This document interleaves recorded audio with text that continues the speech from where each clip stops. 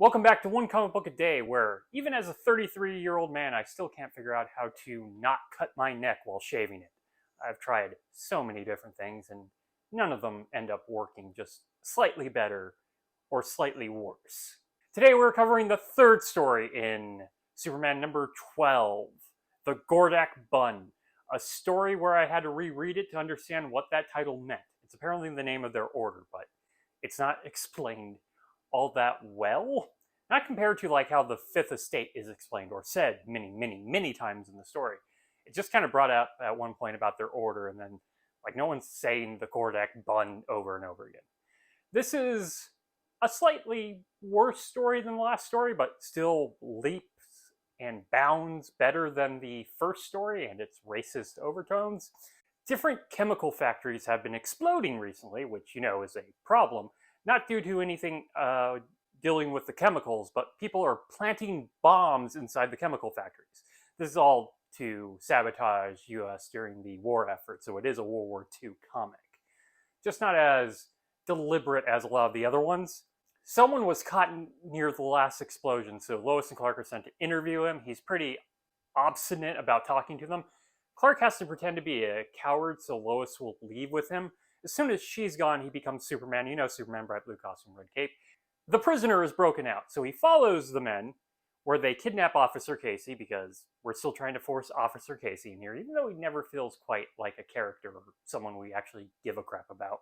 They try to throw him off a cliff that they're driving by, you know, those windy cliff roads that seem to exist in the metropolis.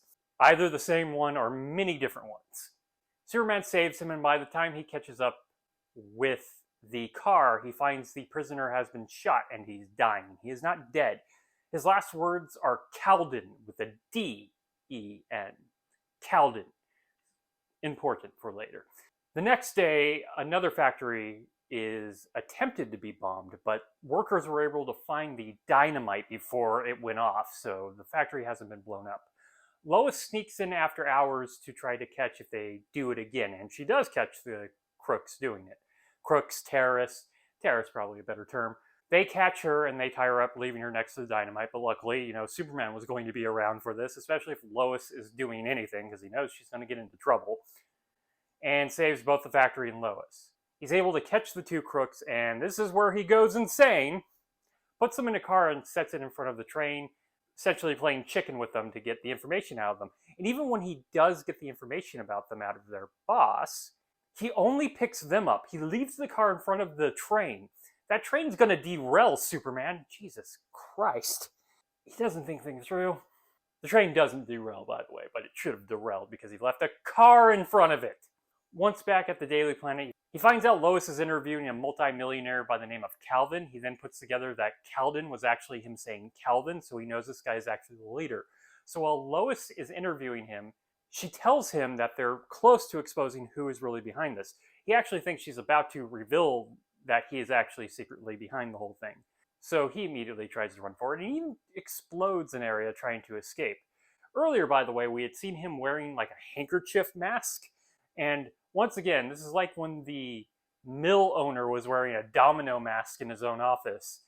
This seems way too theatrical for villains who we know their identity. Why are they wearing masks in like their own employment everywhere? It's so crazy. Though he is pre-planning to try to get away from Superman, so that's a positive. The mob is trying harder. Of course, you're not going to get away from the God-Man. And he picks him up and puts him in prison. Not actually much evidence other than he tried to kill Lois. He actually tried to shoot Lois, and Superman caught the bullet and knocked him out. But that's at least an attempted murder, so he's going to go away for a while. Leo Nowak has been doing the art more consistently in the Superman comics, and I think his art is great in close-up. He really gets the faces detailed, but when you sort of pan back, he's a lot more sloppy, and the characters are less detailed, almost vague in a way. I miss Jack Burnley. That's really all I have to say about Superman number 12, The Grotak Bund. That's a title I had to think about again for a while because it does not stick in your head. It's slightly below adequate. If you enjoyed this video, please like and subscribe, hit the bell icon to get notifications when a new video goes up. I do this Monday through Friday, but Fridays is Bat Friday, where I cover a Batman story in either Detective Comics or the main Batman series. And until next time, let us ponder the question, whatever did happen to the Man of Tomorrow? Also, why did he leave the car in front of the train? That is incredibly dangerous, Superman. Have a great day.